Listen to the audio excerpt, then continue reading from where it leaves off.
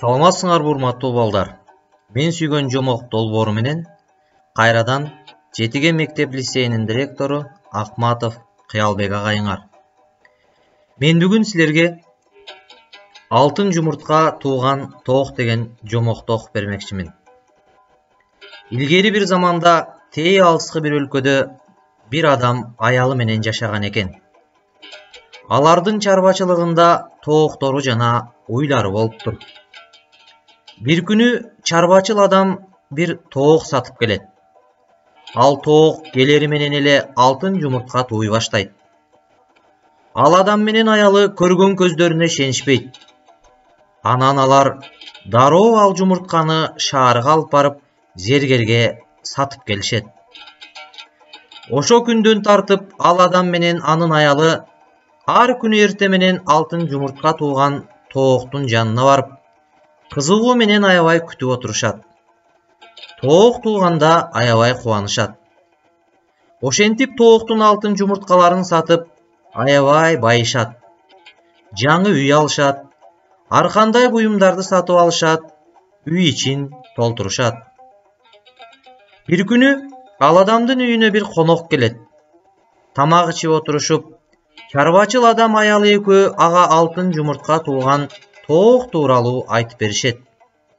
Эртеси менен конок үй ээси менен аялынын тооктун жанында чыдамсыздык менен күтүп отурушканын көрөт да: "Эмне үчүн ар күнү мынтип отурасыңар?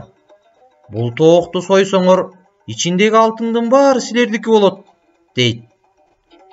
Ошентип айткан конок алар менен коштошуп кетип калат. Ал адам менен аялы тоокту кыя алышпайт. Бирок коноктун айтканында туура көрүшөт. Бул ойлорун зергерге да айтышат. Ар күнү жумурткаларын сатып алган зергер да булардын оюн туура көрөт. Чарбачыл адам менен аялы акыры чындап чечим чыгарып тоокту союп салышат. Анан эмне болду дебейсиңерби?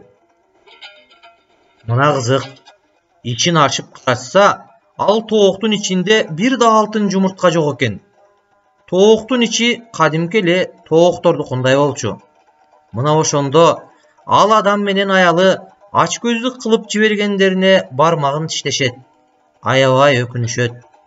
Көп алтынга ээ болобуз деп ач көздөнүп жатып, колдорундагы алтын жумуртка тууган тоокту да жоготуп алгандарына аябай кайгырышат. Бирок айлалары канча эч нерсе кыла алышпай отуруп калышкан экен. Көрдүңөрбү балдар, ач көздүктүн акыбети эмнеге алып барат? Жомок "Сабырдуу боло алам, адептүүлүктү үйрөтүү" китебинен алынды.